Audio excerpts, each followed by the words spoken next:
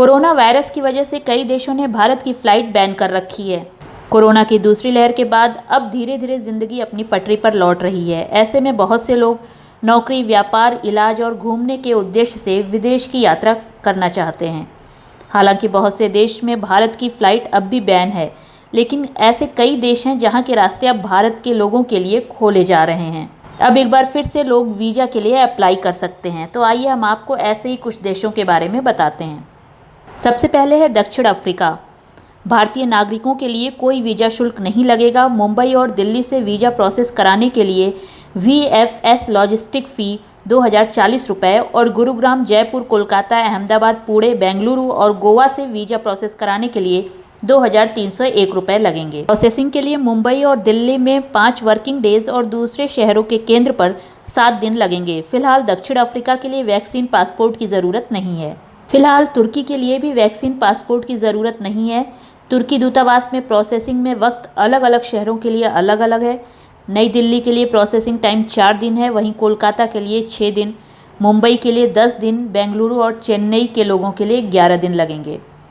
यहाँ कुल visa cost सिर्फ कैश और भारतीय करेंसी में ही ली जाती है। क्रेडिट कार्ड स्वीकार नहीं किए जाते। फिलहाल भारत से तुर्की के लिए कोई डायरेक्ट फ़्लाइट नहीं है। कतर एयरवेज दुबई और दोहा से तुर्की के लिए उड़ानें संचालित कर रही हैं। एयर इंडिया के मुताबिक भारत और UAE के बीच उड़ानें 6 जुलाई तक निलंबित रहेंगी। अब बारी है केन्या की। केन्या के लिए ऑनलाइन वीज़ा आवेदन अभी खुले हैं। केन्या जाने के लिए अगर आप वीज़ा आवेदन कर रहे हैं तो वापसी टिकट, होटल बुकिंग भी ज़रूरी है। सिंगल एंट्री वीज़ा जारी होने की तारीख से 3 महीने के लिए वैलिड होता है।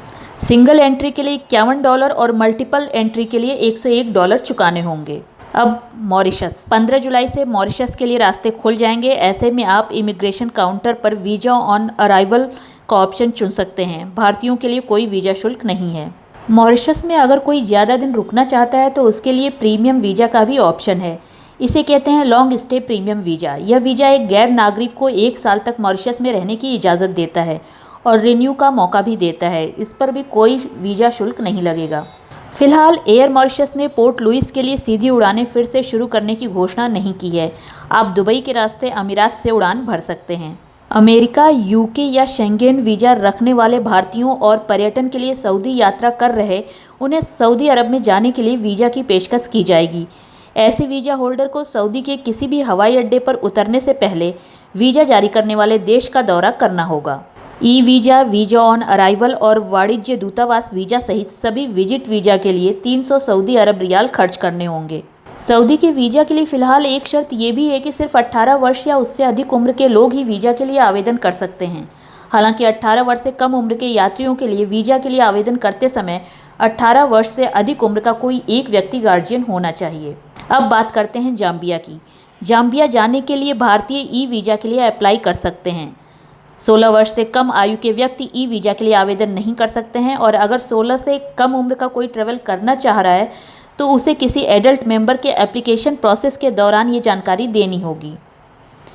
जाम्बिया में आम विजिटर और टूरिस्ट के लिए 90 दिनों के फ्री विजिट की इजाज़त होगी, जबकि बिजनेस के सिलसिले में जाने वालों को 12 महीने की किसी भी अवधि में 30 दिनों की फ्री यात्रा की इजाज़त होगी। इसके लिए सिंगल एंट्री वीज़ा फ़ी $50 है। डबल एंट्री के लिए $80 चुकाने होंगे, तो वहीं मल्टीपल एंट्री के लिए $150 का खर्च आएगा। तंजानिया जाने के लिए भारतीय वीज़ा ले सकते हैं। ये सिंगल एंट्री वीज़ा होगा जो 90 दिनों के लिए वैलिड होगा, जिससे यात्री तंजानिया और जांजीबार जा सकते हैं। भारतीय नागरिक यूक्रेन के लिए वीज़ा अप्लाई कर सकते हैं। वीज़ा 30 दिनों तक के लिए वैलिड होगा। फिलहाल वीज़ा ऑन अराइवल की सुविधा उपलब्ध नहीं है। आर्मेनिया जाने वाले भारतीय वीज़ा के लिए आवेदन कर सकते हैं। जरूरी दस्तावेजों में हवाई टिकट, होटल बुकिंग, निमंत्रण, चिकित्सा, यात्रा बीमा और पर्याप्त फंड का सबूत देना होगा। 21 दिनों तक ठहरने के लिए विजिटर वीज़ा $6, 120 दिनों तक ठहरने के लिए विजिटर वीज़ा $31 खर्च करने होंगे। 6 महीने की वैलिडिटी के साथ 60 दिनों तक ठहरने के लिए मल्टीपल एंट्री विजिटर वीज़ा के लिए $41 लगेंगे। 1 साल की वैधता के साथ 120 दिनों तक ठहरने के लिए मल्टीपल एंट्री विजिटर वीज़ा के लिए $82 देने होंगे। अब बात करते हैं स्विट्ज़रलैंड की। स्विट्ज़रलैंड ने भी 28 जून से सभी वीज़ा कैटेगरी के लिए आवेदन स्वीकार करना शुरू कर दिया है। आवेदन के पहले से अपॉइंटमेंट जरूरी है। VFS भारत में नई दिल्ली, मुंबई, कोलकाता, बेंगलुरु, चेन्नई, कोच्चि और हैदराबाद में वीजा आवेदन स्वीकार कर रहा है। यात्रियों को अब स्विट्जरलैंड पहुंचने के बाद क्वारंटीन रहने की ज़रूरत नहीं होगी। तो ये थे वो 10 देश जहां पे इस समय भी भारतीय आ जा सकते हैं।